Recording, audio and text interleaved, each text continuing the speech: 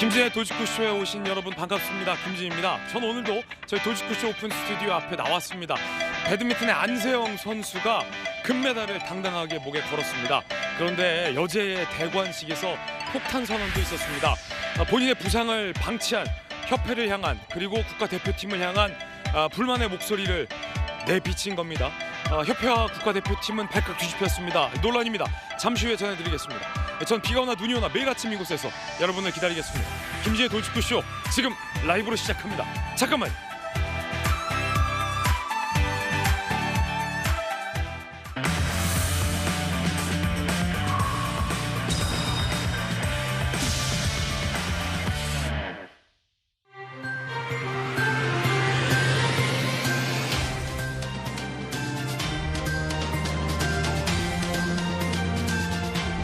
신문 읽어주는 남자입니다. 안세영 선수가 배드민턴에서 금메달을 땄습니다. 이게 얼마 만에 배드민턴 금메달인지 모르겠습니다. 그런데 그 기쁨도 잠시 본인의 대관식과 같은 금메달 후 기자회견에서 안세영 선수가 작심 발언을 이어갔습니다. 나의 부상을 협회와 국가대표팀이 외면해 왔다라는 겁니다. 이대로 계속 대표팀과 함께할 수 있을지도 의문이다. 라며 작심 발언을 이어갔습니다. 그러자 배드민턴팀 국가대표 감독은요.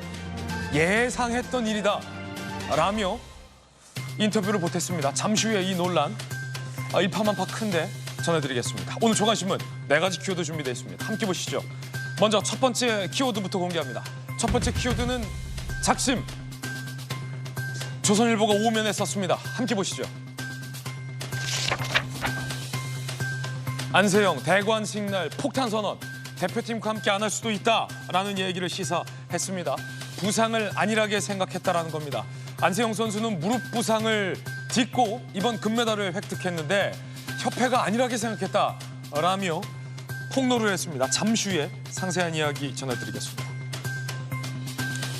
대한체육회 주최 공식 기자회견에도 안세영 선수가 불참하면서 이 불만의 뜻을 강하게 피력했습니다. 금메달리스트의 이 폭탄 선언 어떤 내용일지 잠시 후에 상세하게 이야기 나눠보겠습니다. 이어서 다음 키워드입니다. 두 번째 키워드는 이겁니다. 최악. 한겨레신문이 오늘 일면에 썼습니다. 함께 보시죠.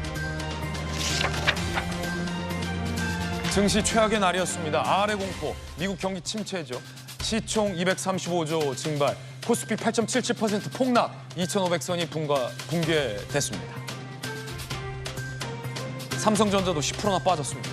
이어서 다음 키워드입니다. 세 번째 키워드는 이겁니다. 불통, 서울경제 사면입니다. 어떤 불통일지 함께 보시죠. 이란, 중동 내 미군까지 타깃으로 하고 있다는 얘기가 나옵니다. 5차 중동 전쟁 확전 위기입니다. 호르무즈 봉쇄, 물류 대량까지 우려되고 있습니다. 이스라엘 내각은요, 이란을 선제 공격할 것을 검토 중이라는 보도도 나오고 있습니다. 미국은 핵 추진 항공모함을 추가 배치했습니다. 이어서 다음 키워드입니다. 네 번째 키워드. 딴청. 동아일보 6면 기사입니다. 예금자보호법, 공공주택특별법, K칩스법 등등등등등등 민생법안 일몰이 눈앞인데 여야는 논의가 제로다. 극한 정쟁에 빠져서 정작 여야가 할 민생법안조차 뒷전으로 밀리고 있습니다. 그간 여야 사이에서 탄핵 논란은 지겹도록 들었는데 정작 이렇게 중요한 민생 법안에는 왜 아무도 관심이 없으신 겁니까? 지금까지 신문 읽어주는 남자였습니다.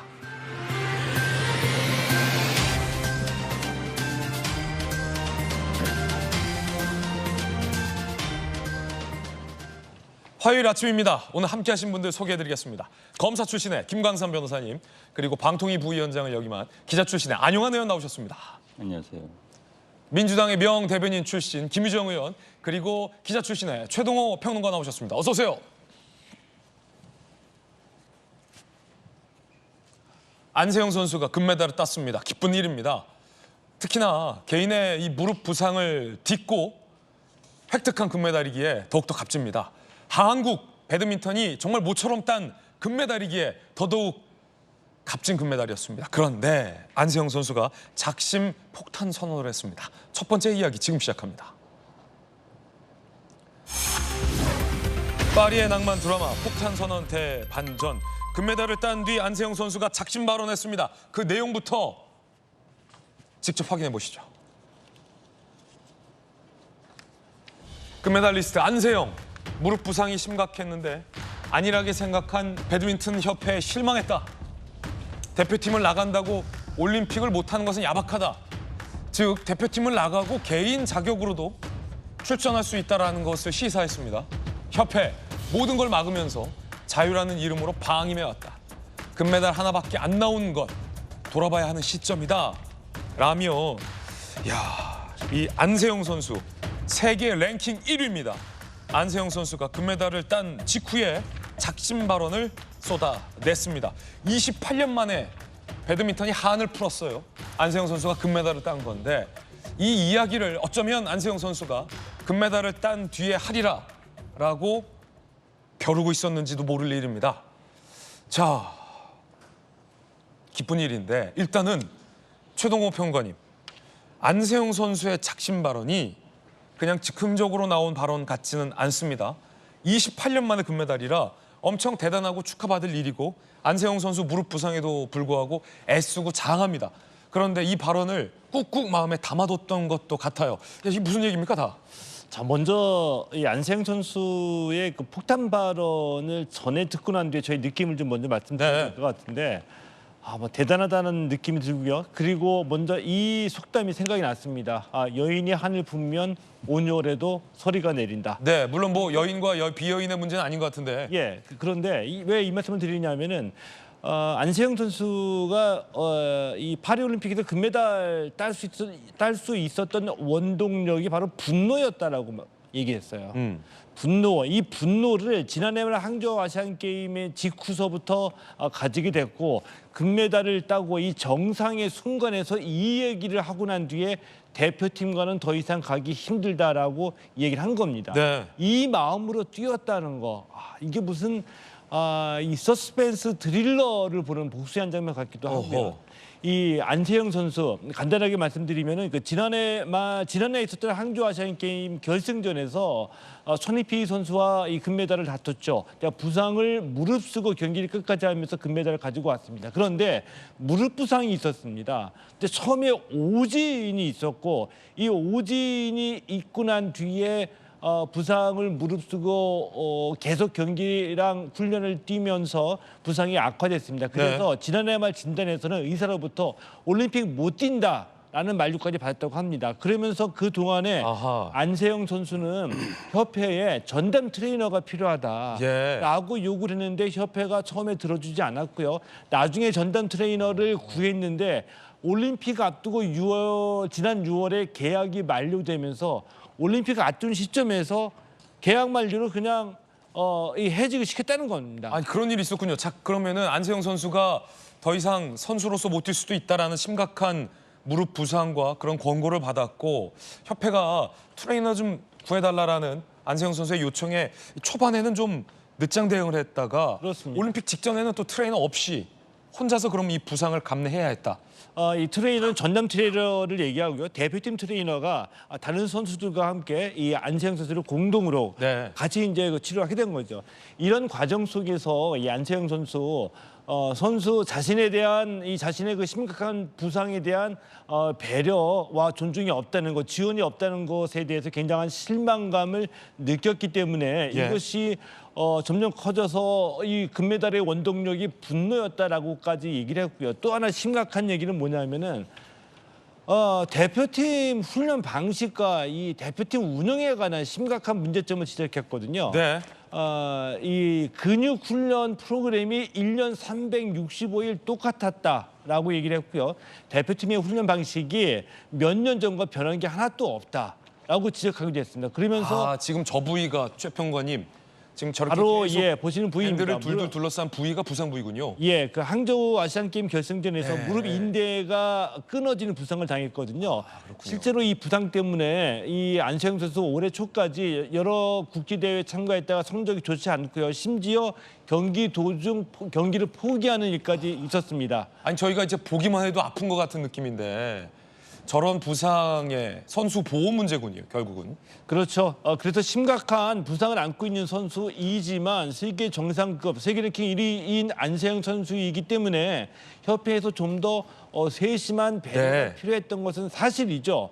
더군다나 이 부상이고 사실 이 무릎의 인대가 절단되는 부상 정도라고 한다면은 선수에게는 고질병이 됩니다. 정확하게 말씀드려서 선수 생활을 계속하는 동안에는 완치된다라고 보기는 힘들고요. 잠시 동안 통증이나 불편이 없다가 다시 또 이게 누적되면 다시 부상이 재발하는 이런 고질병이라고 볼 수가 있는데 이 부분에서 이 안세영 정도의 선수라고 한다면 협회의 세심한 배려와 이 지원, 치료가 있었어야 되는데 이 부분에서 안세영 선수가 결정적으로 실망감을 느낀 거라고 볼 수가 있겠죠. 그렇군요. 아니 그러면 우리 대표팀 차원에서라도, 왜냐면 국가대표팀 감독도 있고 대표팀 차원에서라도 협회와 무관하게 안세영 선수를 좀 더 보호해주고 치료해주고 케어해줄 수는 없었습니까? 대표팀 감독은 이 직후에 또 다른 언론사와 인터뷰를 했거든요. 예. 대표팀 감독은 자신과는 관계없는 일이라고 선을 그었습니다. 아하. 협회의 지원에 관한 문제다라고 자신이 슬쩍 발을 빼는 듯한 네. 얘기를 했는데 그러면서도 나는 다 알고 있었다. 김학균 감독의 얘기입니다. 나는 다 알고 있었고 아마도 이 안세영 선수가 배드민턴 협회와 소송까지 갈 수도 있다라는 네. 얘기를 했는데요. 국가대표 감독입니다. 이 김학균 감독. 그리고 국가대표 감독은 선수들의 이 관리된 책임이 있고 또 올림픽 메달을 향해 나가면서도 예. 선수들의 이 경기를 앞두고 당연히 선수들의 신체 관리에 대한 소상히 파악하고 있어야지 되겠죠. 네. 적절한 지원을 해줘야지 되고요.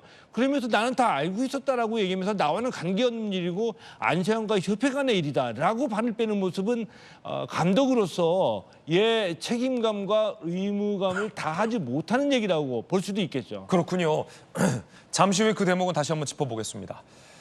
28년 만에 한을 푼 대한민국 배드민턴의 금메달 소식인데 안세영 선수는 세계 랭킹 1위 안세영은 그 자리에서 왜 이런 발언들을 쏟아냈을까요? 안세영 선수의 목소리 직접 들어보시죠.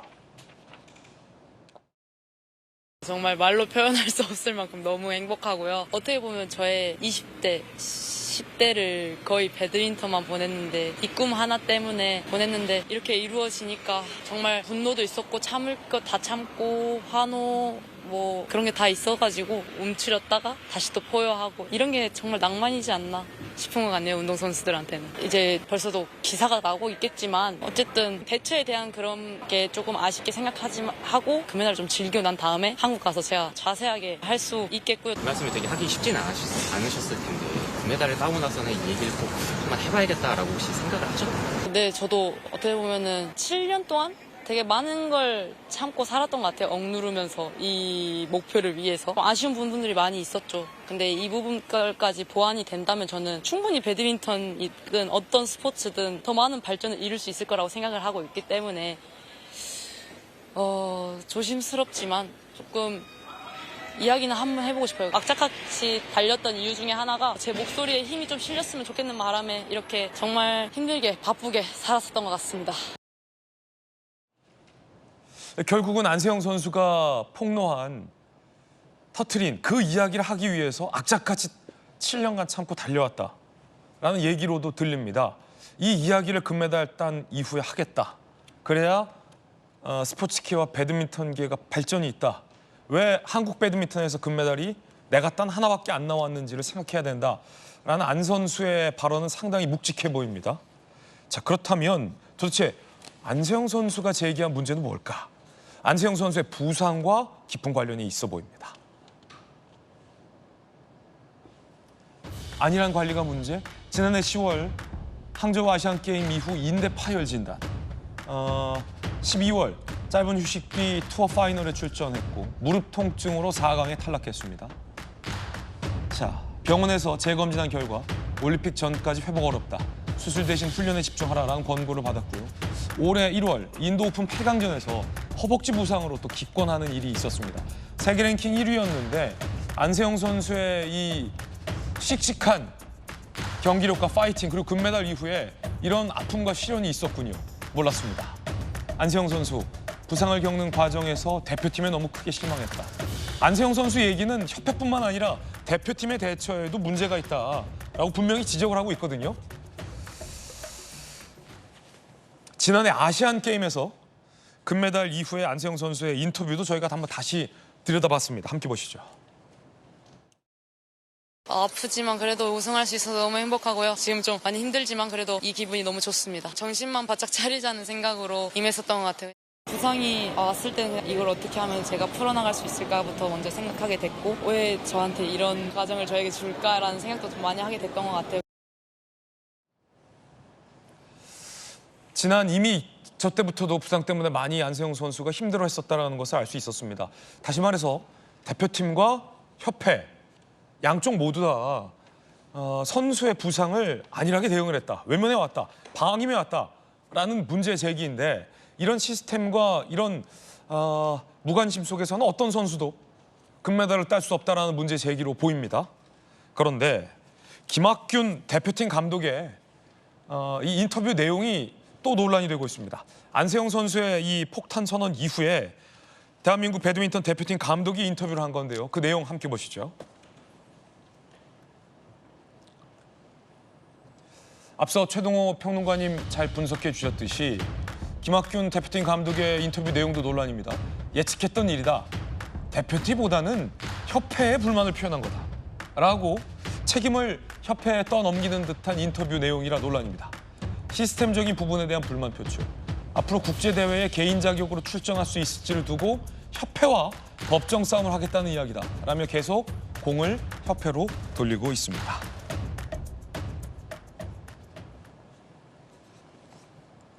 그러자 오늘 오전 안세영 선수가 SNS에 이 김학균 감독의 인터뷰에 대한 입장을 또 올렸습니다. 함께 보시죠. 긴 입장문인데 떠넘기는 협회나 감독님의 인터뷰에 또 한 번 상처다. 선수들의 보호에 대한 이야기, 은퇴라는 표현으로 곡해하지 말라. 지금 대표팀 감독이나 떠넘기는 협회나 모두 다 안 선수가 실망했다라는 내용이에요. 안영환 의원님, 네. 김학균 대표팀 감독의 인터뷰 내용도 안세영 선수는 실망스럽다고 얘기합니다. 일단 감독이란 위치는 선수단의 모든 것을 책임져야 되는 겁니다. 특히 이제 감독의 선임이 되고 또 이제 대표단을 훈련시킬 때부터는 책임 다 지고 또 협회와 선수와의 사이에서 가교 역할을 해야 되는 것이죠. 네. 그래서 선수들의 불만을 협회 측에 전달하고 또 협회의 방침을 선수들의 설명을 하는 그런 과정이 있어야 되는 건데 어쨌든 김학균 감독의 현재 기자회견 등에서 나타난 표현 등은 적절하지 않은 것 같습니다. 네. 그리고 저도 이제 스포츠부 출입 기자를 한번 해봤어요. 그렇군요. 1년 해봤는데 이제 선수들의 시각과 협회 시각이 좀 다른 경우가 있습니다. 또 오해의 소지가 있을 수도 있습니다. 그런데 지금 이제 한국 스포츠 협회들의 변화와 전 관련이 있다는 생각이 들어요. 자, 트레이너를 채용을 했다가 개인 트레이너겠죠. 이제 협회 차원에서 국가대표 차원이 아니라 그랬다가 이제 올림픽 전에 해임을 하고 이게 재정 문제와 관련이 있습니다. 예. 현재 안세영 선수가 양궁협회를 이야기를 했어요. 양궁협회처럼 했더라면은 이야기했는데 양궁협회는 뭐 잘 아시다시피 현대자동차 그룹에서 전적으로 지원을 합니다. 현대자동차 그룹에서 개발하는 로봇가 훈련에 투입이 된다든지 해서 전적으로 투입을 하거든요. 과거 이제 우리가 권위주의 정권 시절에 재벌들에게 주요 스포츠 단체 협회를 맡도록 했습니다. 뭐 레슬링은 삼성, 그동안에 배드민턴 같은 경우는 동아그룹에서 하다가 동아그룹이 이제 몰락한 다음에는 대한항공에서 맡아서 했거든요. 그다음에 주요 경기 지금도 이제 축구는 현대 계열사에서 하고요. 이런 분담을 하다 보니까 재벌 그룹의 재정 지원과 또 재벌 인적 자원들이 투입이 됐었습니다. 그런데 최근에는 선수 출신들, 운동인 출신, 체육인 출신들이 협회장에 들어오는 경우가 많아요. 그러다 보니까 그런 재벌 그룹들 또는 기업들이 좀 빠진 경향이 있습니다. 그러다 보니까 재정 지원 같은 게 좀 줄어드는, 그래서 협회가 자체적으로 운영을 해야 되는 그런 경우가 많아지고 있거든요. 지금 탁구협회 같은 경우는 선수 출신인 유승민 전 국가대표, 잘 알려진 유승민 선수가 협회장을 하고 있습니다. 아마도 재정적인 문제가 재벌 그룹에서 할 때보다 더 봉착했을 겁니다. 이런 저런 전반적인 문제가 지금 저런 분노가 나오지 않았나 싶고요. 그러니까 어찌됐든 저는 국가대표 세계 랭킹 제1위인 선수에게는 좀 특별하게 좀 대우를 해줘야 된다는 생각을 합니다. 예. 트레이너를 굳이 6월에 해촉을 해야 했을까 하는 문제, 또 대한 선수촌 차원에서라든지 또는 감독들 차원에서라도 뭔가 좀 우승 후보에 대해서는 특히 부상을 당하고 있고 또 상태가 좋지 않은 선수에 대해서는 그런 대우가 있어야 한다는 그런 생각을 하고요. 다만 안세영 선수가 저 기자회견을 기욱해서 했으면 좀 어땠을까 하는 생각은 듭니다. 충분히 발언의 힘은 이미 실렸습니다. 그런데 금메달 따자마자 저 발언하니까는 금메달을 즐기려던 우리 또 국민들 또 본인마저도 그 열기가 좀 줄어든 게 아닌가 싶어가지고요. 기욱해서 기자회견장 기회가 얼마 있었을 텐데 그때 했으면 더 좋지 않았을까 하는 그런 아쉬움은 남아 있습니다. 그렇군요. 배드민턴 협회는 현재 별다른 입장이 나오지 않고 있는 가운데 몇몇 인터뷰에서 협회는 최선을 다해 지원했다라는 해명성 입장이 조금 나오고 있거든요. 김학균 감독 인터뷰 내용을 좀 보면 최동호 평론가님, 지금 엄청 큰 폭탄 선언이 나왔어요. 세계 랭킹 1위의 유일한 메달리스트가 나 더 이상 대표팀과 결별할 수도 있다라는 내용을 시사했는데, 나 알고 있었어. 저 협회랑 관계야. 대표팀과는 문제 없어. 나가도 뭐 어쩔 수 없지. 협회랑 소송해서 개인 자격으로 출전할 수 있나 없나 그거 소송할 거야. 강 건너 불구경하듯 한 인터뷰 내용이다라는 비판도 많은데 어떻게 보십니까? 굉장히 무책임한 발언이죠. 저런 발언에 담긴 인식 그대로 그동안 대표팀 감독을 재직해오면서 선수들과 함께 훈련해왔다고 한다면은 사실 배드민턴은 이번 올림픽 개막 전에 이 대한체육회가 금메달 5개를 제시하면서 기대치를 하향 조정을 했습니다. 그런데 단 2종목, 이 사격과 배드민턴은 좋은 선수들이 많이 있기 때문에 우리는 다르다 자신감을 표시했었거든요. 그런데 사격은 기대 이상의 성과를 거뒀고 배드민턴에서는 또 기대 이하의 성적을 냈습니다. 안세영 선수도 얘기했듯이 양궁처럼 배드민턴도 선수를 체계적으로 육성했다면 좋겠다라는 그 대표적인 사례가 비교되는 사례가 김학균 감독의 발언에서도 드러나는데요. 예. 예측했었다 얘기했습니다. 예측했었으면 사전에 문제가 드러나기 전에 협회와 소통을 하고 선수들과 소통하면서 선수들이 필요로 하는 부분을 해결해 줘야 되는 것이 감독의 얘기이거든요. 예.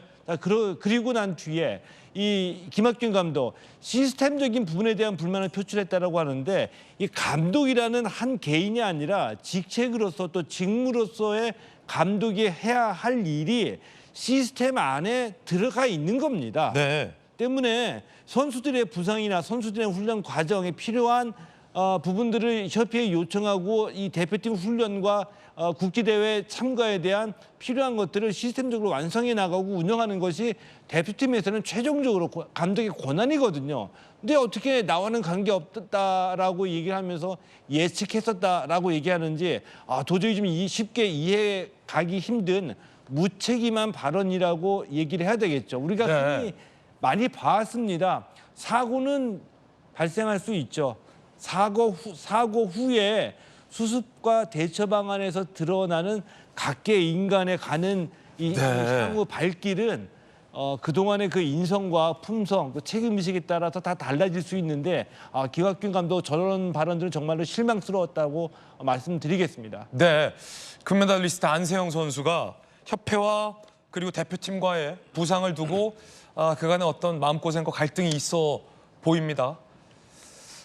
그런 탓인지 대한체육회가 주최한 공식 기자회견에도 안세영 선수가 불참을 선언했습니다. 자, 다른 선수들 메달리스트들은 참석을 했어요. 하지만 안세영 선수는 불참한 채 오늘 귀국길에 오릅니다. 대한체육회는 본인 의사에 따라 불참했다. 배드민턴 협회는 안세영과 면담 후 입장을 발표할 예정이라고 합니다. 공식 기자회견에도 불참한 안세영 선수. 오늘 SNS 글은 올렸거든요. 하지만 기자회견에는 불참을 했습니다. 김호선 변호사님. 그 김학균 감독이 예측했던 일이라고 얘기하는 것은요. 이제부터 안세영 선수가 계속적으로 그 문제를 제기했던 거예요. 근데 이제 그걸 무시를 했던 거죠. 그러니까 감독 입장에서 보면 금메달을 따면 또 무슨 얘기를 하겠구나를 이미 알고 있었던 겁니다. 그러면 이제까지 어떤 불만을 토로하고 뭔가 개선점을 얘기했다고 한다면 사실은 거기에 대해서 대표뿐만 아니라 협회에서 당연히 이걸 고려해보고 어떻게 할 것인지 논의를 했어야 하고 개선을 했어야 한다고 봐요. 근데 그렇지 못했잖아요. 그러면 우리가 그냥 생각해 볼 때요. 안세영 선수가 금메달 따지 못했을 때 안세영 선수가 저런 말을 할 수 있을까? 저런 말을 한다고 해도 그게 파장이 있을까요? 파장 없었을 거예요. 단지 개인 선수 자체가 그냥 본인의 어떤 뭐 사적인 얘기를 하고 있구나 그렇게 생각했을 거고 협회도 감독도 아니면 우리도 그렇게 생각했을 겁니다. 네. 그런데 정말 투혼을 발휘했어요. 저도 뭐 안세영 선수가 하는 거 경기를 계속 봤는데 야 인간이 저렇게 할 수 있어 할 정도의 어떤 체력과 인내심, 정신력 갖고 싸우더라고요. 결국 이겼잖아요. 어떻게 보면 이제 굉장히 감동적인데 이제 본인이 세계 랭킹 1위고 그렇기 때문에 사실 지금 이렇게 협회와 대표팀에 대해서 문제를 제기했을 때 이게 파장이 있고 또 그 파장 자체가 앞으로 개혁하고 혁신하는데 굉장히 밑거름이 될 거라고 봐요. 근데 이제 한 가지 문제를 제기하고 있는 것 중에 하나가 이제 안세영 선수가 배드민턴 협회 기자회견장에 참석 안 했잖아요. 이건 굉장히 함축적 의미가 있죠. 네. 아마 우리나라 올림픽 출전 관련해서 규정이 어떻게 되는가 저는 모르겠는데 일반적으로 예외 없이 이제까지는 국가대표 선수가 아니면 올림픽을 나갈 수 없는 그런 관례, 네. 규정이 있었던 걸 보여요. 그렇죠. 근데 세계 랭킹 1위단 말이야? 그러면 국가대표가 아니라도 사실은 올림픽에 나가는 게 맞죠. 그걸 저희가 볼 때는 안세영 선수가 지적하고 있는 거예요. 그래서 자기의 몸을, 자기의 기량을 더 이상 협회나 대표팀에 맡겨놓을 수 없다. 네. 나는 나의 세계 랭킹 1위, 나의 실력을 가지고 올림픽도 나가고 앞으로 계속적으로 경기를 할 것이라는 걸 암시하기 때문에 이 조항이 만약에 안세영 선수 앞으로 개인 자격으로서 올림픽에 나갈 수 있는 걸 제어하는, 규제하는 그런 조항이 있다면 그건 당연히 이건 바꿔야 한다고 봅니다. 그렇기 때문에 이번 안세영 선수의 저것은 배드민턴뿐만 아니라 모든 선수들의 영역에 있어서도 굉장히 큰 울림이 있었고 아마 앞으로 개혁과 혁신하는 데 있어서 도화선이 될 가능성이 크다 저는 그렇게 봅니다. 아니 김종호 의원님 선수가 얼마나 무릎 부상이 아팠고 이것을 제대로 관리해주지 못한다라는 안타까움과 분노가 컸으면 분노가 나의 원동력이었다라는 인터뷰가 나왔고요. 금메달 딴 직후에 이럴 거면 대표팀에서 이렇게 아프면서 하느니 개인 자격으로 국제대회 나가는 게 낫겠다. 나갈 수도 있겠다. 이런 인터뷰를 합니까? 그러니까요. 바로 그 점이 굉장히 안타깝고 마음이 아픈데요. 세계 랭킹 1위에 이 출중한 선수가 정말 내가 배드민턴이 좋아서 이걸 정말 즐기면서 사랑해서 그래서 최선을 다했다라는 그런 인터뷰 대신에 분노가 나의 어떤 원동력이었다라는 것이 굉장히 가슴 아프게 들렸거든요. 그리고 그 결승까지 올라가는 과정에서 허벅지, 무릎 막 그 처참한 모습 보면서 네. 얼마나 아팠을까. 그리고 배드민턴이 정말 완전히 그냥 그 코트를 뛰어다니면서 온 체력을 다 소진하는 그런 모습 저희가 볼 수 있잖아요. 그런데 그 다리에 힘이 실리면서 얼마나 힘들었을까라는 생각을 하니까 저 심정이 더 이해가 되는데요. 비단 안세영 선수뿐이었을까 싶은 생각도 들어요. 아마 말 못하는 다른 선수들의 고민도 있지 않을까. 협회에 대해서 그 정도로 여러 가지 생각이 있었다면 그런 우려도 들고요. 또 다른 종목에서도 비슷한 상황들이 있지는 않았을까. 전반적으로 함께 살펴봐야 될 그런 상황이 아닌가 생각하고요. 이 문제가 좀 협회의 어떤 뭔가 근본적인 쇄신, 변화의 어떤 그야말로 원동력이 되는 그런 상황이었으면 좋겠는데요.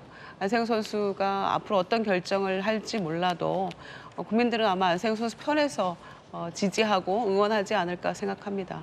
한 가지 좀 궁금한 게 그 김 감독이 얘기했던 협회와의 법정 싸움 문제인데 이게 법적으로 안세영 선수가 배드민턴 협회와 싸워야 됩니까? 그러니까 만약에 대표팀을 탈퇴해서 국제 대회에 나가려 한다면 배드민턴 협회는 그거를 못 나가게 하면 그 둘 사이에서 법적 소송이 제기될 수 있다 이 말을 하는 겁니까? 대표팀 감독은 예, 지금? 그런 의미죠. 그러니까 안세영 선수는 대표팀과 이제 가지 못하겠다라고 의사를 표명한 거고요. 자, 그런데 이제 선수 생활은 계속 하겠다는 겁니다. 분명히 얘기했는데 국가대표 은퇴라는 것이지 개인 선수 생활 은퇴는 아니라는 얘기거든요. 네. 자, 그러면 일단 중요한 것은 이 전 세계에서 글로벌하게 열리는 이 배드민턴 대회 중에는 참가 자격이 TO가 한 국가당 주어지는 국가대표팀 간의 경기가 있고요. 또는 개인 자격으로 참가하는 경기가 있습니다.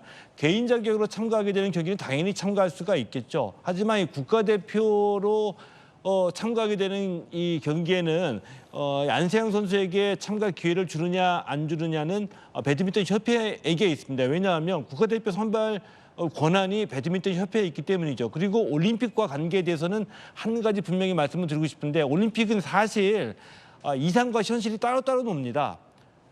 올림픽이 표방하는 여러 가지 그 가치 등은 아름답게 들리지만 현실에서는 사실은 이 정치 경제적인 이해관계에 따라서 올림픽이 작동이 되고 있거든요. 예. 그래서 올림픽 헌장, IOC의 헌법이라고 할 수 있는 올림픽 헌장에는 이 올림픽은 국가 간의 경쟁이 아니라 개인 간의 경쟁이라고 분명히 명시가 되어 있습니다. 때문에 원칙적으로 한다면은 올림픽에서 선수단이 입장할 때에 국기를 앞세우고 국가별로 입장하는 이게 없어져야 됩니다. 개인이 들어가야 되니까요. 그리고 참가 자격은 대한민국, 일본, 중국과 같은 국가별로 참가 자격이 주어지는 것이 아니라 IOC의 각국 지부라고 할 수 있는 NOC 국가올림픽위원회거든요. 그러니까 대한올림픽위원회 이 IOC 지부가 참가하는 겁니다. 때문에 국가대표가 아니더라도 참가할 수 있는 여지는 있기 때문에 이 문제에 가서는 이 법정에서 또는 이 법리적으로 다툼의 여지가 충분히 있다라고 보고요. 이런 면으로 이 김학균 대표팀 감독이 안세영 선수에게 이런 얘기를 지적을 한 건데 대표팀 감독이라고 한다면은 저렇게 선수가 협회와 어떤 이 공방이 붙었을 때 불을 지르는 멘트가 아니라 차라리 협회와 소통해서 얘기할 수, 해결할 수 있는 자리를 만들어 보겠다 이런 얘기가 나왔어야 되는 거지. 그렇군요. 이렇게 불을 지르는 얘기를 더 할 수가 있습니까? 네, 일단은 안세영 선수가 이야기했기 때문에 탁구협회 반응이 이제 나와야 배드민턴 됩니다. 협회. 배드민턴 협회. 지금 배드민턴 협회장 김태규 또 선수 출신입니다. 선수 출신이기 때문에 선수들 마음을 누구보다 잘 알 거라고 생각을 합니다. 그래서 지금 이제 이건 협회 운영 방침과도 관련된 문제입니다. 기본적인 방향과도 관련된 문제고요. 협회의 또 재정 상태와도 관련된 문제인데 협회 차원의 의견이 나와야 될 것 같고요. 그리고 이제 안세영 선수가 방금 말씀하신 것처럼 개인 자격으로 출전한 문제는 굉장히 이제 복잡해집니다. 문제가 복잡해집니다.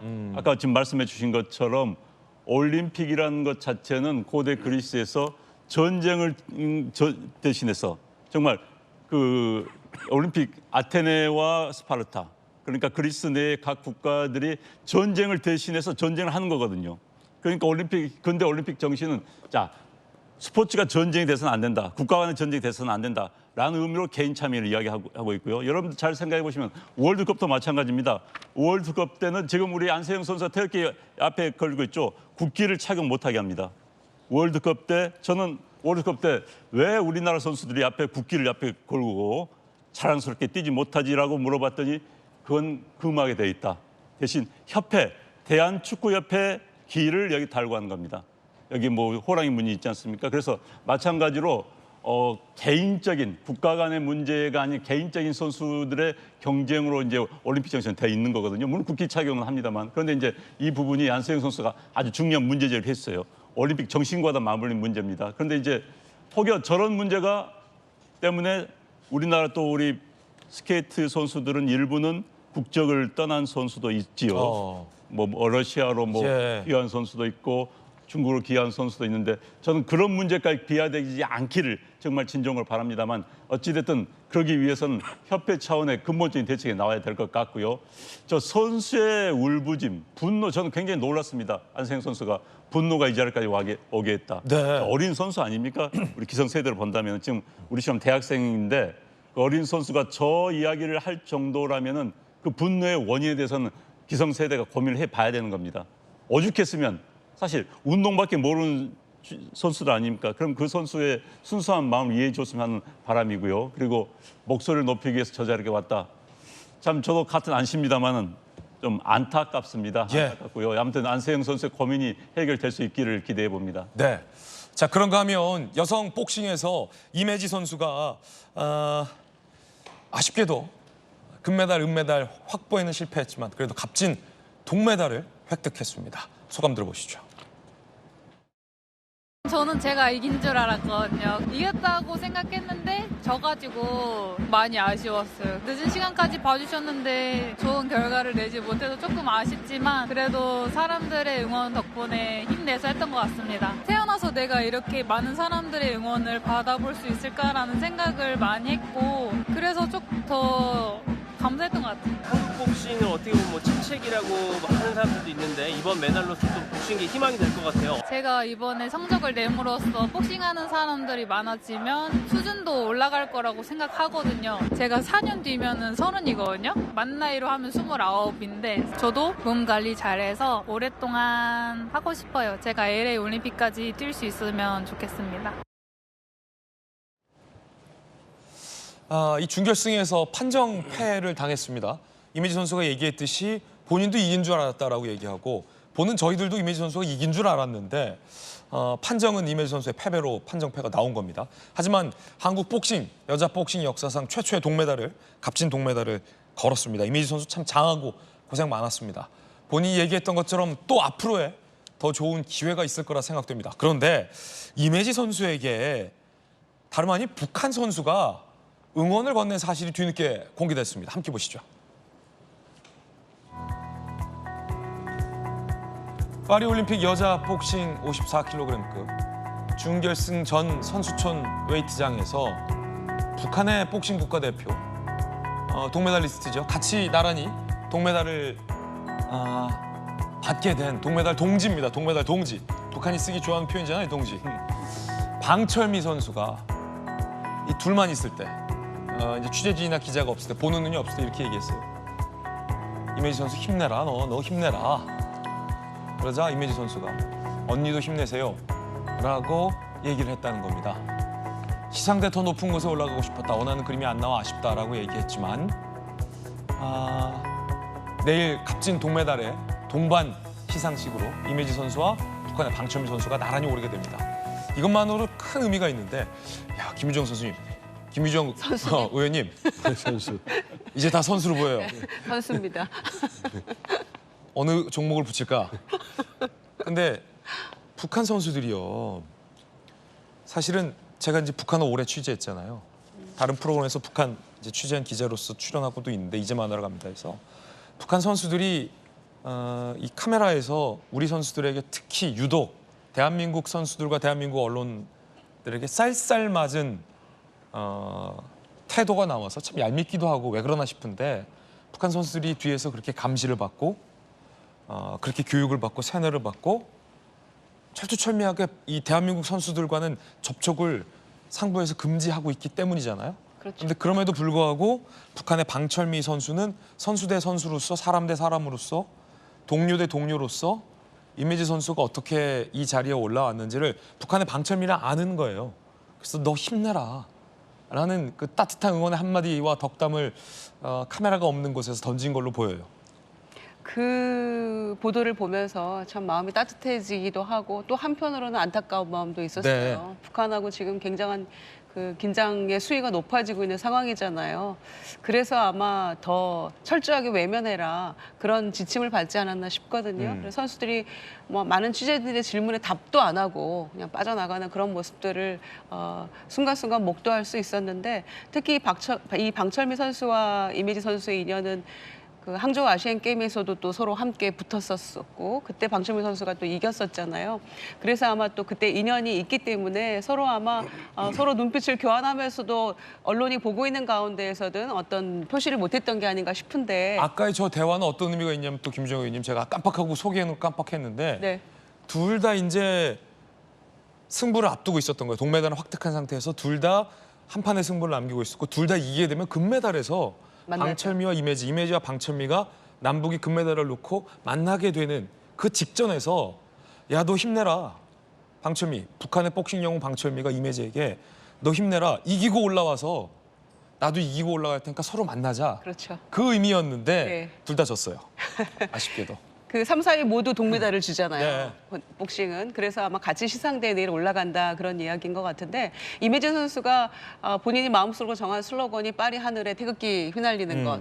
이었다고 하죠. 그런데 마침 이제 방철민 선수하고 준결승 다 올라갔으니까 둘 다 떨어져서 동메달을 둘이 확보하게 되는 이제 그런 장면이잖아요. 그런데 언론이 없는 선수촌 웨이트장에서 만났을 때 이 방철민 선수가 화이팅 해라 이렇게 얘기를 했던 것이고 언니도 힘내고 우리 결승전에서 꼭 만나요 했다는 것이죠. 그런데 이제 두 선수 모두 사실은 준결승에서 탈락하고 둘 다 동메달 확보하는 이제 그런 장면으로 귀결이 됐었는데 기계체조 그 장면을 제가 딱 봤어요. 네. 기계체조에서 우리 그 여서정 선수가 출전을 했는데 북한의 안창옥 선수가 나왔었거든요. 4등하고 여서정 선수가 이제 그 부상 때문에 7위를 했었는데 다른 국가 선수하고 굉장히 반갑게 인사하면서 바로 옆에 있던 여서정 선수가 인사를 하려고 하니까 싸늘하게 외면하는 모습이 카메라에 잡혔었거든요.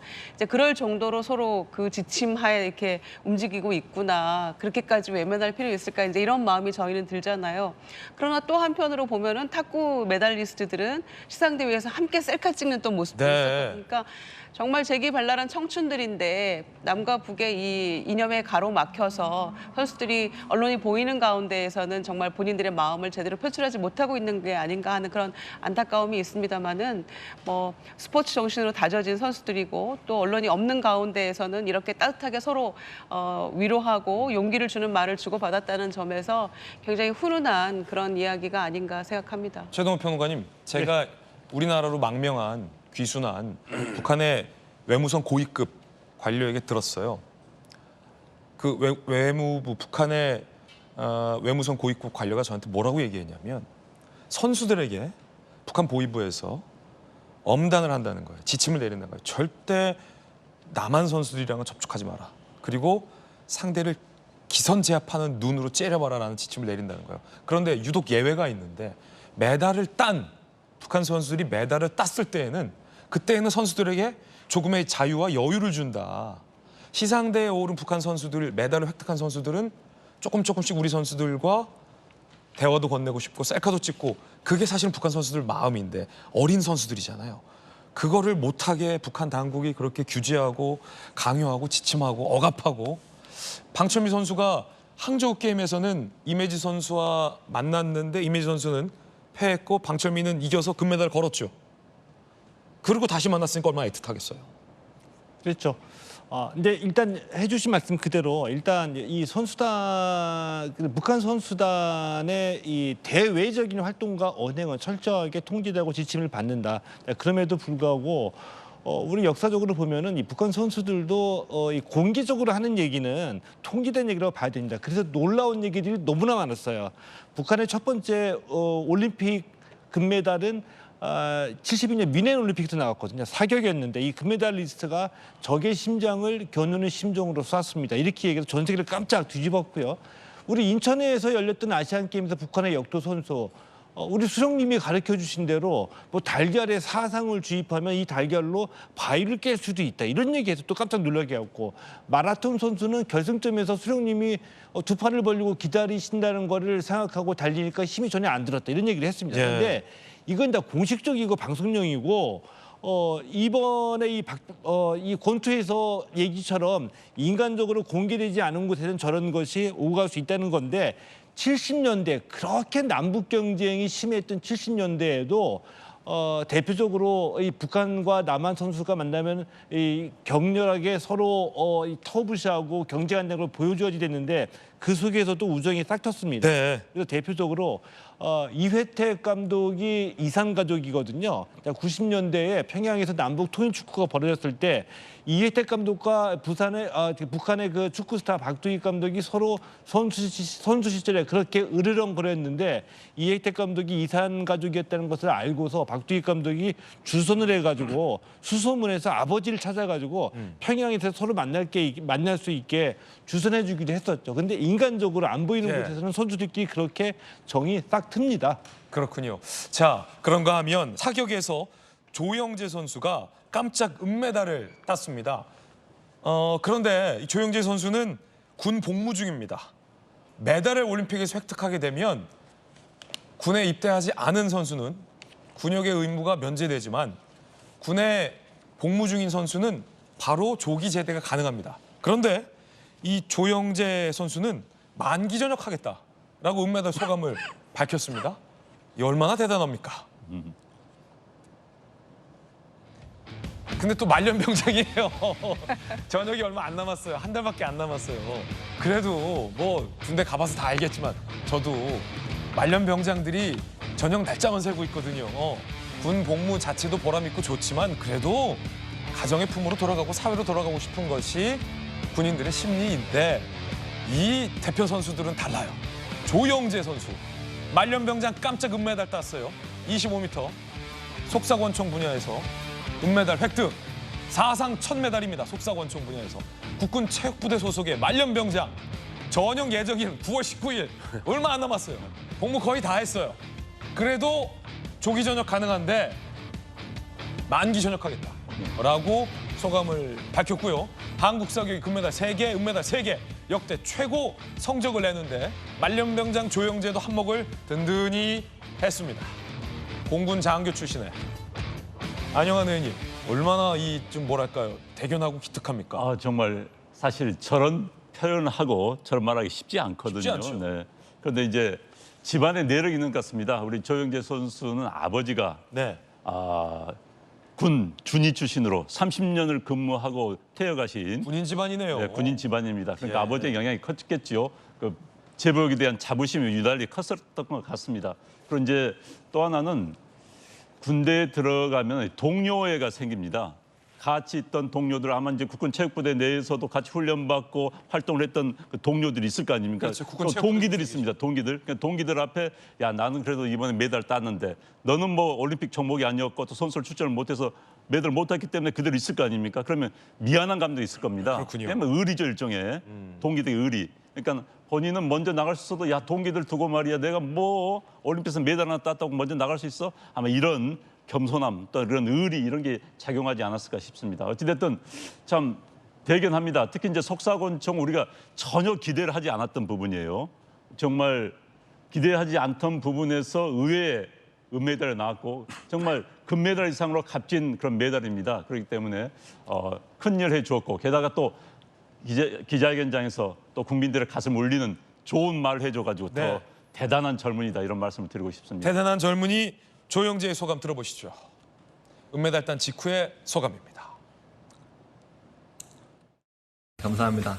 그 은메달을 처음 따게 됐는데 국제대회 첫 메달이거든요. 이것도 정말 재밌는 하루였고 앞으로도 또 이렇게 국제대회 메달 따보고 싶습니다. 런던 올림픽 이후 사격이 최고 성적을 내고 있었는데 혹시 그거에 대해서 알고 있었나요? 아니요, 모르고 있었습니다. 그러면은 그거에 대한 욕심 같은 것도 별도 특별히 없었겠네요. 모르고 계셨기 때문에. 그냥 속사에서 첫 메달이라고만 알고 있어서 그 정도만 알고 경기에 임했습니다. 집에 가서 잠 좀 푹 자고 싶습니다. 응원해 주셔서 감사드리고 앞으로도 더 좋은 성적 낼 수 있도록 노력하겠습니다. 파이팅! 듬직하고 든든합니다. 축하합니다. 자, 첫 번째 소식 전해드렸습니다. 이번엔 저희가 준비한 다음 순서입니다. 뜨거운 소식 2가지 엄선했습니다. 함께 보시죠. 오늘의 핫투 첫 번째 주인공은 자, 양궁의 전설 김우진 선수입니다. 김우진 선수와 마지막 결승에서 정말 이 손톱만큼의 차이로 은메달을 획득한 앨리슨 선수. 사실은 그의 몸 안에 한국의 DNA가 흐르고 있다라는 소문이 있습니다. 잠시 후에 전해드리도록 하겠습니다. 자, 그런가 하면 자랑스러운 우리 양궁 대표팀 선수가 조금 전 금이 환영했습니다. 귀국했습니다. 저희가 취재했습니다. 자, 조금 전에 이 뭐 메달이 몇 개입니까 지금 목이 무거울 것 같아요. 3관왕을 딴 남녀 선수도 있고요. 단체전에서도 우리 양궁 대표팀 선수들이 다 금메달을 획득하지 않았습니까? 조금 전에 귀국을 했습니다. 그래서 금이 환영하는 모습, 꽃다발과 많은 축하를 받고 있는 모습도 저희가 조금 전 들어온 그림입니다. 특히나 뭐 김우진 선수는 이번에 3관왕을 달성했고요. 여성 선수인 임시현 선수도 3관왕을 달성했고 파리에 또 이 올림픽 협회가 임시현 선수의 어떤 동상을 그래픽으로 합성하면서 한국어로 축하해요 라는 어떤 축하의 메시지, 응원까지 받지 않았습니까? 대단한 신궁의 후손들이 당당하게 금이 환영한 모습 조금 전 귀국길 저희가 취재해서 보내드렸습니다. 브래디 앨리슨 왜 화를 잘 쏘나 미국 사람이 싶었는데 한국인의 지도를 받았던 것으로 확인됐습니다. 5회 연속 올림픽 출전 은메달 3개, 동메달 2개. 알고 봤더니 미국의 양궁 전설 브래디 앨리슨이 한국인의 지도를 받고 있었다는 겁니다.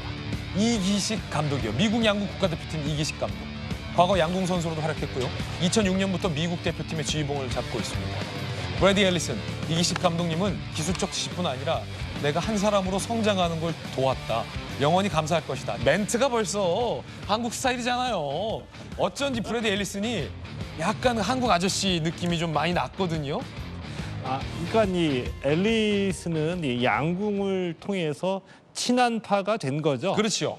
그래서 뭐 짐작 좀 밝히지는 않았지만 제 짐작에는 뭐 한국에도 여러 차례 왔을 거고요. 아마 휴가 때 되면 한국에 올 수도 있다라고 봅니다. 일부러 왜냐 한국 음식 먹고 싶어서 그 정도로 이기식 감독이 미국 대표팀을 맡고 있는데 한 10년 정도 지도를 받았다고 그래요. 한국식 지도 방식을 통해서 이 앨리슨 선수가 미국을 대표하는 양궁 선수로 성장을 했고 그 과정 속에서 한국 문화 또 이 한국 사람에 대한 친숙감이 높아졌기 때문에 당연히 친한파가 될 수밖에 없다라고 보는데 그 지난번에 그 개인전 끝나고 난 뒤에 기자회견에서도 이 우리나라 기자들이 아니라 이 다른 나라 기자들이 한국 양궁의 독주에 대해서 좀 시기 어린 질문도 나왔었다 그래요. 예. 이때 앨리슨 감독이 오히려 나는 최선을 다했고 김우진이 굉장히 멋진 선수다. 김우진과 내가 만약에 둘이 한 팀을 이뤄서 나간다고 하면 너무 멋진 경기를 할 수도 있을 것이다. 이런 얘기까지 했다는 거 보면은 앨리슨 선수가 오히려 이 한국 양궁을 시기하는 타국의 기자에게 한 방 매긴 거군요. 그렇습니다. 이제 그런 얘기까지 했다는 거 보면은 그냥 친한파라고 할 수 있죠. 그렇죠. 예. 아니 이기식 감독에 대해서 저렇게 얘기를 극찬을 하잖아요. 나를 그냥 기술로만 지도해 준 게 아니라 내가 한 명의 사람으로 성장할 수 있도록 많은 아낌과 지도를 주신 분이다라는 이 감독님에 대한 어떤 존경. 그러면 이기식 감독이 얼마나 또 브래디 앨리슨을 인간적으로 잘 지도를 해왔는지도 저 인터뷰에서 드러나는 단면 같습니다.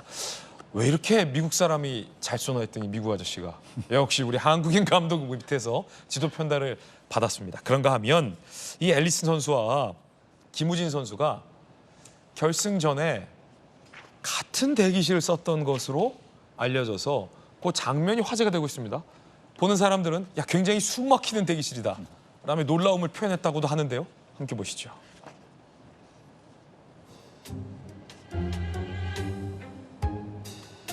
자, 일단은 반응들을 보면 야, 이거 뭐야? 적과의 동침 아니냐? 왼쪽엔 김우진 여러분이 보실 때 오른쪽엔 앨리슨 선수가 둘이 지금 맞붙기 직전 같은 대기실에서 앞선 경기를 보고 있는 거예요. 보기만 해도 숨 막힌다. 가림막이라도 쳐주지. 심장마비 당할 것 같다. 내 생애 최고의 첫 양궁 경기다. 어땠길래? 큰 화면으로 좀 다시 보시죠. 이렇게 해요. 아니 원래 이렇게 같이 맞붙는 선수를 한 공간에 몰아 넣나요? 그렇군요. 김우진 선수와 앨리슨 선수가 묵묵하게 경기를 기다리고 있는데 이러면 좀 멘탈이 좀 지장이 있는 거 아닌가라는 생각이 들기도 하고.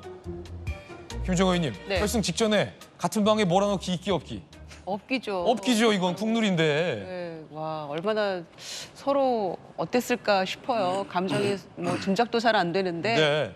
결승전에서 정말 뭐 둘이 굉장한 그 경기를 보여주고 마지막 슈토프 장면 정말 제가 심장이 떨려가지고 그러니까요. 지켜보기 어려울 정도였는데 저 대기실에서의 긴장감도 상당히 높았을 것 같은데 무표정하게 서로 상대를 이렇게 탐색전을 벌이면서 앉아있지 않았을까. 저기서는 작전 얘기도 못 하잖아요. 상대방 감독이 한국인이에요. 그렇죠. 알아듣고 얘기할 네. 수 있잖아요. 그러니까.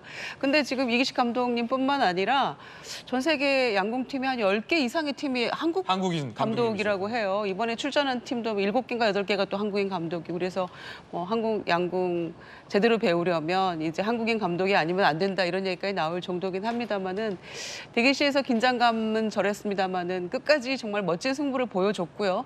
그리고 끝나고 나서 저 선수 감독 그 네 사람이 함께 손을 들어 올리고 또 예. 환호하는 모습도 정말 훈훈한 모습이어서 정말 보기 좋았습니다. 사실은 둘이 좀 친하다고 해요. 왜냐면 기자회견 직전에 예. 그 김우진 선수가 앨리슨 선수의 어깨에 손을 탁 얹더니 애가 몇 살이에요?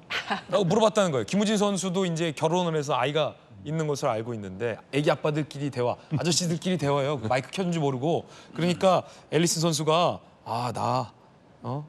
애 둘인데 뭐 3살, 5살짜리 3.5살짜리 한 명하고 6개월짜리 애기 한 명 있어라고 아저씨들끼리 아빠들끼리 얘기하는데 관계자가 와서 마이크 켜져 있어요. 평론가님 이렇게 얘기해줘서 둘이 화직장 놀랐다는 거 아닙니까?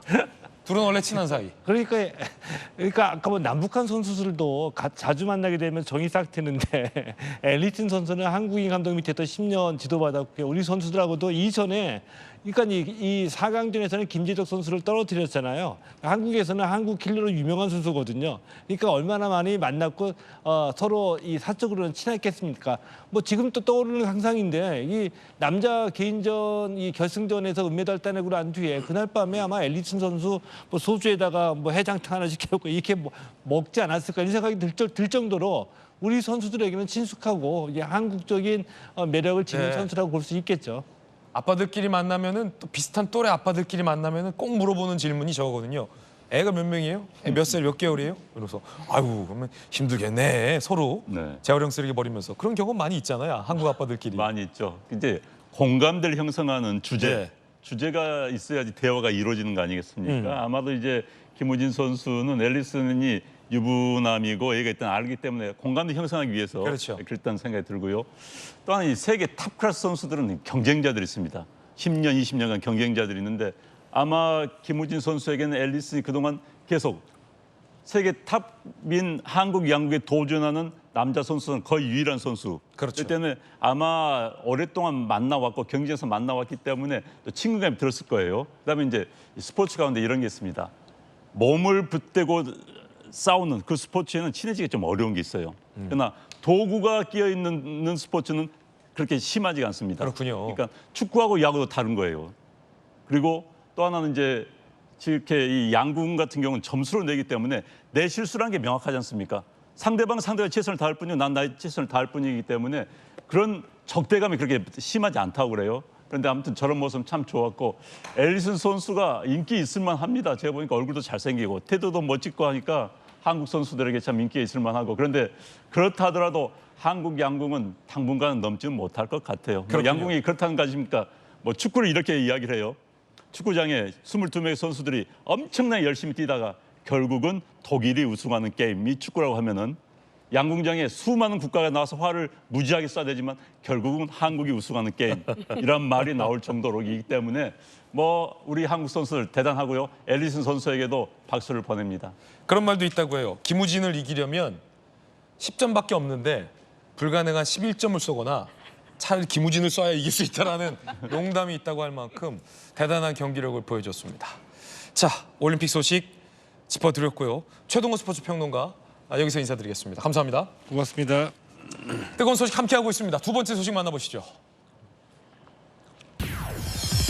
인천 청라에서 주차장에서 이 전기차에서 화재가 발생해서 많은 피해를 낳고 있습니다. 왜 충전도 아닌 사흘째 그저 주차 중이었던 저 벤츠 전기 차량에서 걷잡을 수 없는 열 폭발 현상의 화재가 나서 40대의 차량을 전소시키고 100여 대의 차량에게 피해를 입혔을까 의문입니다.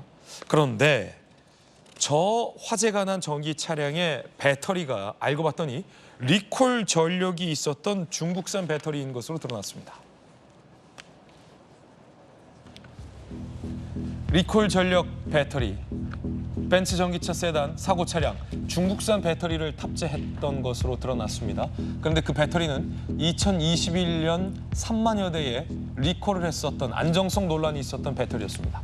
경찰은 차량의 배터리를 집중적으로 살펴볼 계획이다 라고 밝혔고요. 벤츠사 측의 기술자도 감식에 참여하겠다라고 밝혔습니다. 어제 마침 현장 합동 감식 조사가 있었는데요. 그 장면 함께 보시죠.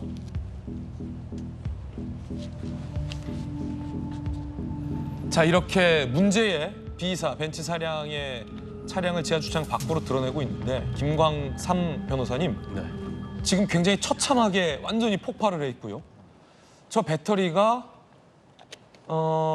과거에 3만여 대 리콜이 있었을 정도로 결함이 있었던 논란이 있던 배터리인데 배터리가 저 벤츠 배터리가 아닌가 봐요. 벤츠는 배터리 만들지 않나 봐요. 어떻게 보십니까?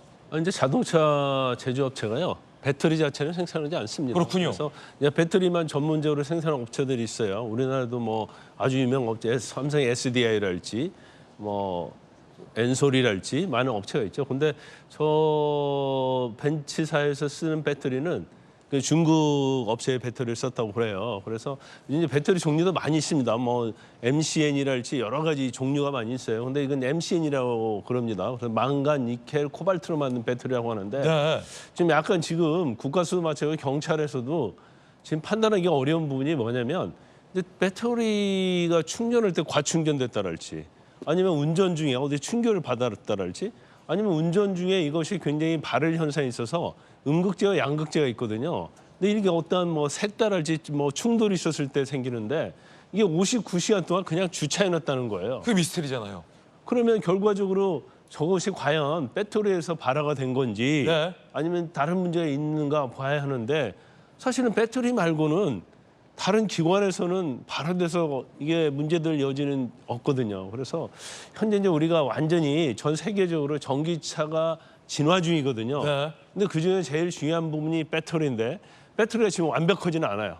그래서 여러 가지 뭐 종류별로 문제점이 있고 더군다나 저게 아마 베이징 자동차 업체에서도 저 배터리를 썼는데 3만 대 정도 리콜이 나왔다는 거면 저 배터리에 구조적인 어떤 문제점이 있었던 게 아닌가. 그래서 아마 이제 국가수에서도 감정을 할 건데 제가 볼 때는 뭐 명확한 결론은 나오기가 쉽지 않을 것이다. 그래요? 그러면 과연 앞으로도 이제 저런 것들이 반복을 될 가능성도 어느 정도 있다고 보거든요. 네. 그러면 어떻게 할 것인가? 저게 이제 배터리 업체뿐만 아니라 자동차 제조업체에 이제 엄청난 숙제를 남겨준 겁니다. 자, 이게 법적인 문제, 보상 문제와도 중요하게 연관이 돼 있다는 지적이 있습니다. 조기현 변호사님 나오셨는데요. 이 다른 피해를 입은 차들, 40대 전수된 차량뿐 아니라 100여 대의 차량이 피해를 입었잖아요. 피해받은 차들은 각자가 개입해 놓은 자차 보험으로 차량을 수리할 것을 권고하라고 나왔다고 해요.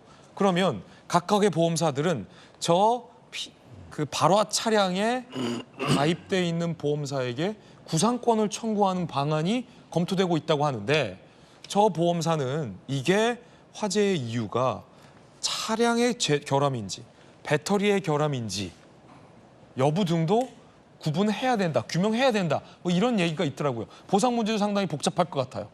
그렇죠. 결국에 이 피해 차량들의 보험사들이 지금 화재 차량의 보험사를 상대로 구상권 청구를 하게 되면 발생 원인이 문제가 될 겁니다. 네. 우리 법상에 이제 제조물 책임 법상에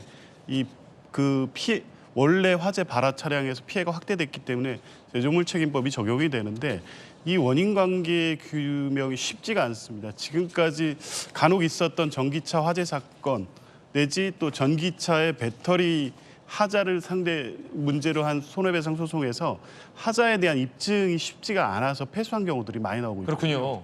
이번 사건도 역시 지금 배터리의 문제인지 자동차와 배터리의 어떤 전기 장치 간의 결합의 문제인지를 결국에 국과수에서 검증을 할 텐데 과연 원인 규명이 명쾌하게 나올지 모르겠습니다. 지금 전 세계적으로도 보면 전기차의 화재 사건이 계속 나오고는 있는데 명확하게 원인 규명이 잘 되지 않고 있거든요. 예. 이번 사건 역시도 국과수에서 어떤 결론을 내놓을지 지금 속단하기는 어렵습니다만 과거에 이 차량에 들어간 배터리가 특정 환경에서 화재가 발생할 우려가 있기 때문에 리콜된 전력이 있다는 이유만으로 원인이 이 배터리라고 바로 단정하기는 어렵고 실제 이 화재 발생과 배터리 하자 간의 인과관계가 확인이 돼야 되는데 글쎄요, 이 부분이 어떻게 될지 지금은 속단하기는 좀 어려운 상황입니다. 그렇군요. 화면에서 나오듯 피해가 굉장히 막심했습니다. 그 아파트 해당 동도 피해를 입었고요. 그 가운데 미담도 등장하고 있다는데 어떤 미담일지 함께 보시죠.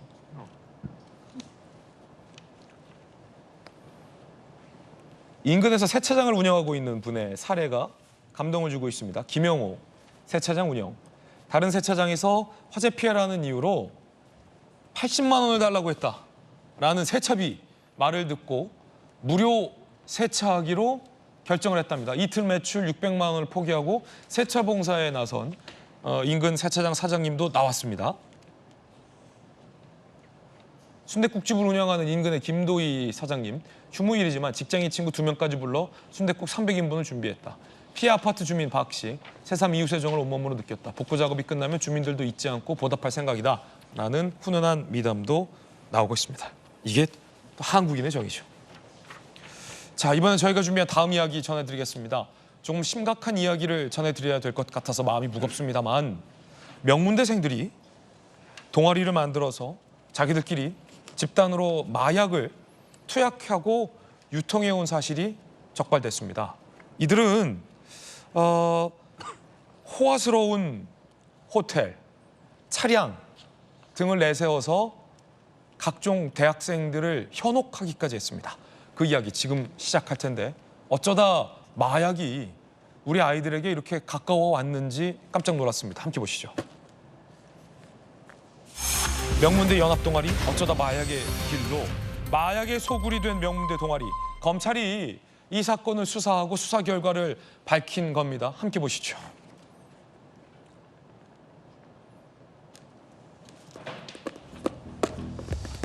연세대를 졸업하고 카이스트에 재학 중이던 카이스트 대학원생이 주범입니다. 연합 동아리의 회장을 맡고 있는 A씨. 저 뛰어난 머리로 연세대와 카이스트에 다니는 A씨. 21년 친목 도모로 동아리를 결성합니다. 호화스러운 혜택을 강조하며 본인의 동아리를 SNS상에 홍보하고 나섰습니다. 홍보 내용을 보면 참으로 가관입니다. 동아리에 자차 8대 이상을 보유하고 있다. 고급 호텔과 리조트를 다수 보유하고 있다 등의 문구를 내걸고 회원들을 유인한 겁니다. 고급 호텔 리조트 이용 가능, 우리 동아리에 오면 동아리 내 고급 외제차도 있다, 서울 시내 역사권 아파트도 있다, 무료 변호사 개인 상담과 선임도 가능하다 라며 자기네들끼리 면접을 통해서 회원을 선발했는데 면접 대기자가 한때는 수백 명에 달했다라는 기사도 나오고 있습니다. 자, 그런데 어쩌다 이들이 마약에 손을 대게 됐을까? 서울대, 고려대 등 명문대생과 의대, 로스쿨 준비생 등 약 300명이 회원에 가입했고요. 회원 수가 전국 2위 수준이었다고 합니다. 자, 이들은 동아리 내에서 강도 높은 마약을 제공하고 권유했고요. 동아리 회원에게 마약을 유통하고 판매했습니다. 건당 10만 원 이상의 차익을 남기기도 했습니다. 사진에도 보듯 이들은 놀이공원과 클럽과 호텔에서 마약을 투약했고요. 제주와 태국 등 장소 불문하고 집단 투약을 했습니다. 검찰이 밝힌 이들의 사진들 함께 보시죠. 이들이 스스로 내세운 겁니다. 고급 호텔, 리조트, VIP 있다.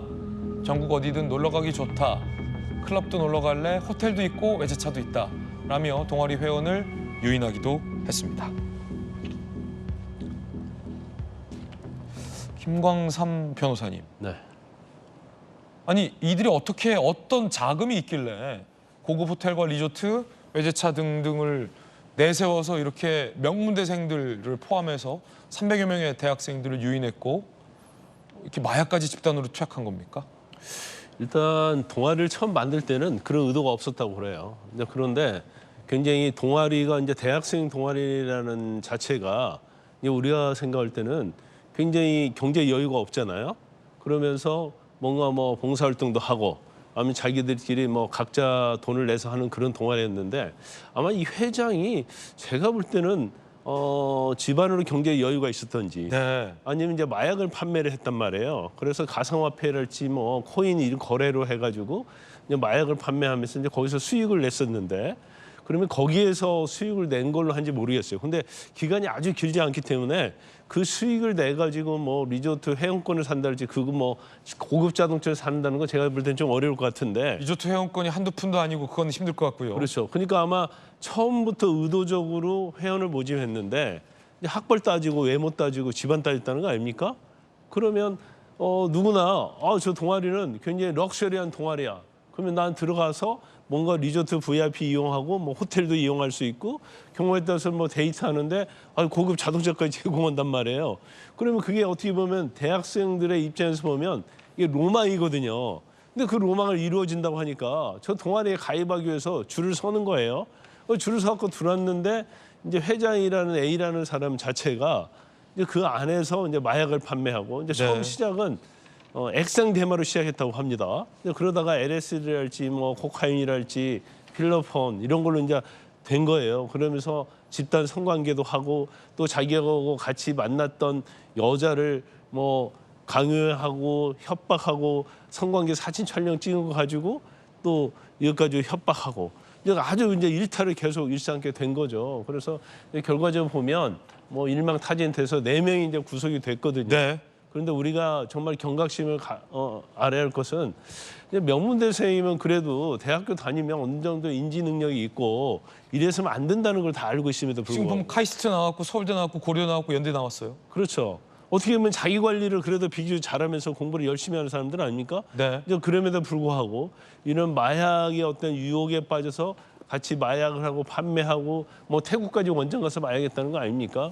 그런 걸 보면 전에 한동훈 대표 그런 말 했잖아요. 우리나라가 피자 한 판 가격으로 마약을 살 수 있다 이런 얘기를 했는데 그만큼 우리의 일상생활에 마약이 엄청나게 지금 들어와 있다. 그래서 이걸 과연 어떻게 앞으로 할 것이냐 이게 사실은 뭐 정부의 과제일 뿐만 아니라 정당, 국회 뭐 다 정말 숙고하고 정말 고민을 많이 할 그런 대목이다 이렇게 봅니다.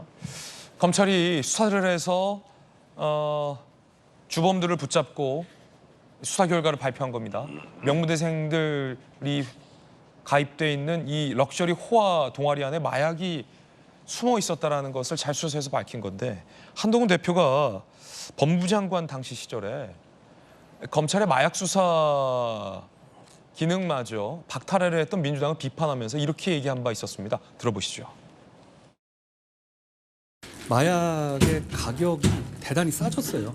근데 마약의 가격이 뭐 피자 한 판 값이라고 제가 얘기해서 많이 얘기 들고 그런데 문제는 지난 정부 하에서 마약에 대한 단속을 좀 느슨하게 했고 그리고 대형 마약의 수사를 주도해 오던 검찰의 손발을 잘랐습니다. 그 결과 위험 비용이 대단히 낮아졌어요.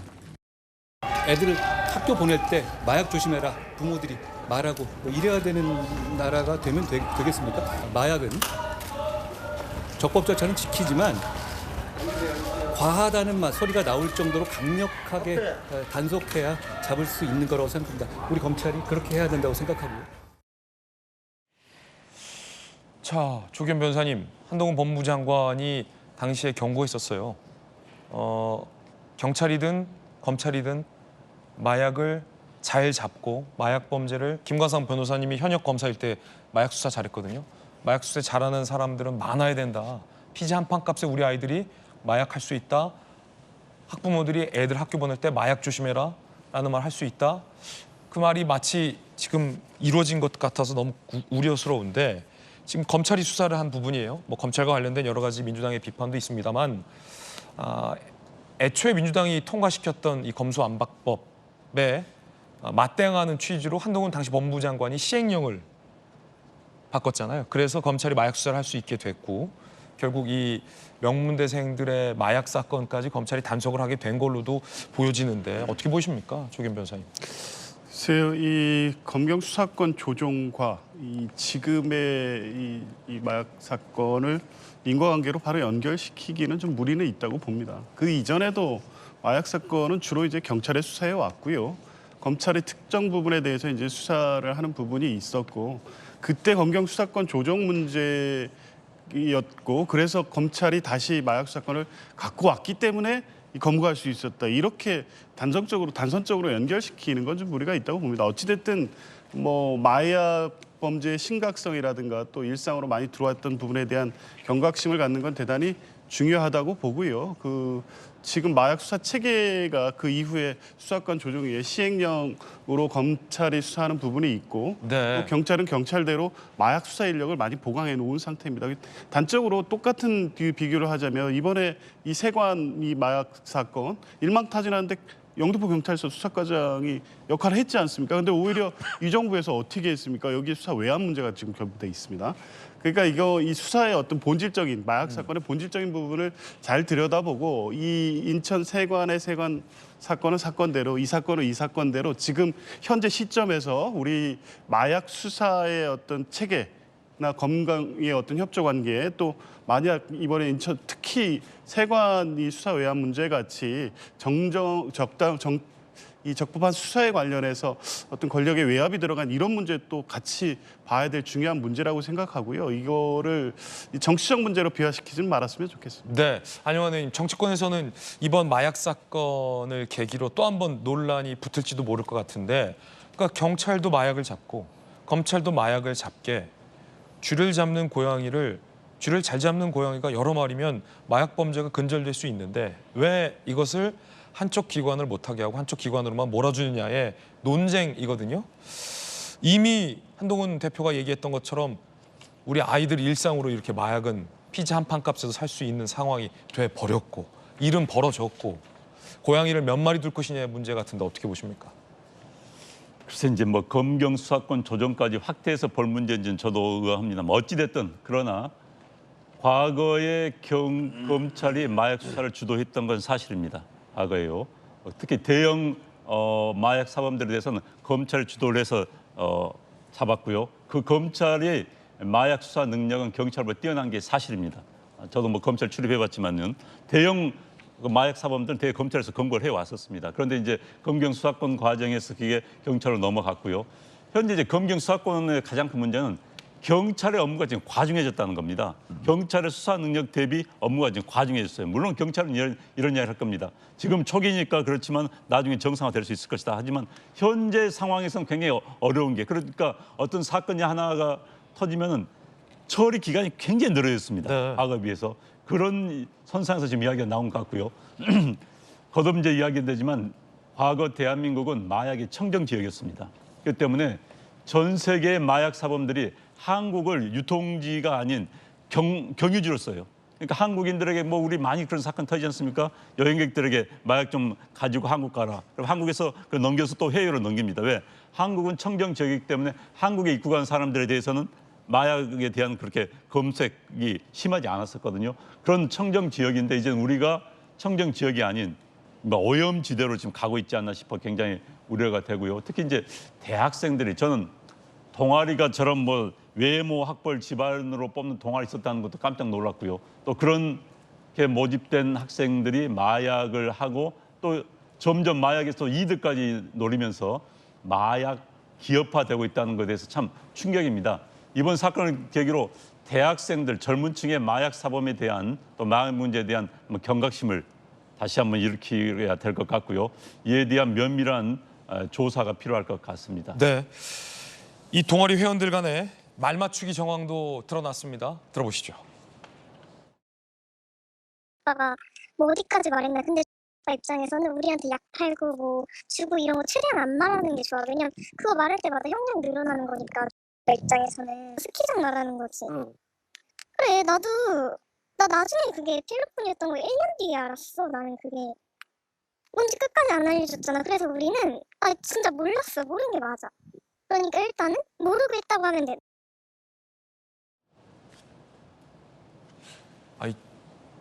야, 이게 학부모 입장에서 걱정이 턱 되는데 네. 딱 그 지금 한 여대생 목소리 우리는 필로폰인지 몰랐다 모르고 했다고만 해라고 말 맞추는 정황의 녹취인데 네. 딱 그 지금 대학생 학부모시잖아요, 김우정 의원님. 말 맞추는 정황인데 몰랐다라고 얘기하지만 알고 있는 거잖아요. 알고 있는 거잖아요. 그러니까 더 참 기가 막히는데 저 좋은 머리들을 수도권 내 13개 대학의 학생들 연합동아리라는 거 아닙니까? 그 좋은 머리들 우리나라 미래를 이끌고 갈 중추적인 어떤 그 그러게요. 사람들이어야만 할 텐데 그 좋은 머리들을 마약을 그 수사를 회피하려는 용도로 저렇게 피해가려고 말 맞추고 하는 데다가 쓰고 있다는 걸 보니까 아, 정말 절망적인데요. 그래서 이제 몇 명은 또 피해 나가고 뭐 이런다는 거 아닙니까, 실제로. 그래서 그런 부분들이 더 걱정스럽기도 하고요.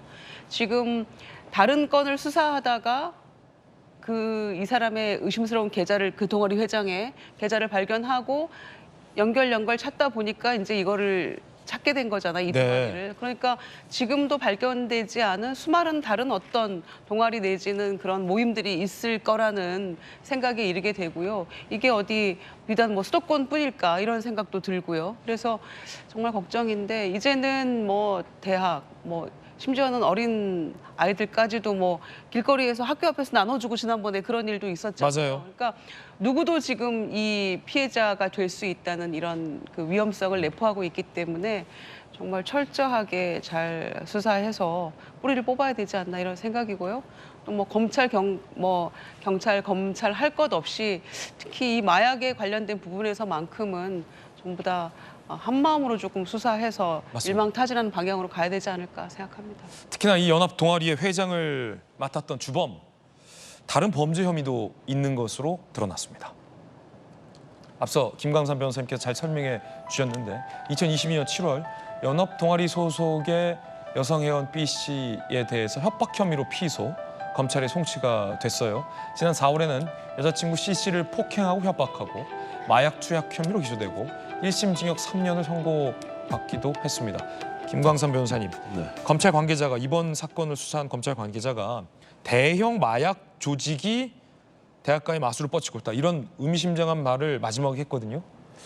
검사 현역 때 대형 마약 범죄 수사도 많이 해보셨잖아요. 네, 근데 이제 마약이요. 전에는 약간의 어떤 막 조직적인 측면이 좀 적었어요. 그런데 이제 최근에 들면서 한국이 이제 마약 청정국이 아니고 마약이 워낙 일상화되는 측면이 있으니까 이제 범죄단체랄지 이런 사람들이 이제 한국이 타겟이 되는 겁니다. 이제 그러다 보니까 또 마약이 요즘은 뭐 글로벌 포스트로 해서 우편으로 들어오기도 쉽고요. 여러 가지 뭐 화물로 들어오기도 쉽고 그러다 보니까 이제 마약이 접근하기가 굉장히 좋아졌다 이렇게 볼 수밖에 없어요. 그래서 이제 지금 마약 수사에 대해서 민주당도 전향적으로 검찰에 대해서 해줘야 돼요. 왜냐하면 전에 마약 수사는요 국정원하고 검찰이 굉장히 전문성을 가지고 있었거든요. 아, 국정원도 있었어요? 그렇죠. 그래가지고 사실은 조직적이고 국제적인 그런 정보는 국정원에서 제공하고 그다음에 뭐 수사 자체는 검찰 수사했기 때문에 검찰이 엄청난 그런 전문성을 가지고 있습니다. 이제 그렇기 때문에 이제 앞으로 뭐 경찰, 검찰, 국정원 할 것 없이 이제 마약을 단속하고 제일 중요한 것은 예방하는 거 아닙니까? 그럼 마약 자체가 우리나라에 유입되지 않도록 어떻게 할 것인가 이런 부분에 있어서는 정말 뭐 검경 수사 구조제 이런 걸 떠나서 머리를 맞대야 한다 이렇게 봅니다. 네. 안타깝습니다. 저희들은 60초 광고 보고 돌아오겠습니다. 잠시 후에 뵙겠습니다. 오늘 저희가 준비한 소식 모두 다 전해드렸습니다. 지금부터는 김지혜 도지쿠쇼 개정에서 시작되는 김지혜 더 라방 시작됩니다. 오늘 못다한 이야기 더 라방에서 시작하겠습니다. 많은 관심 부탁드리겠습니다. 오늘 하루는 분명 어제보다 나을 겁니다. 좋은 하루 되십시오. 고맙습니다.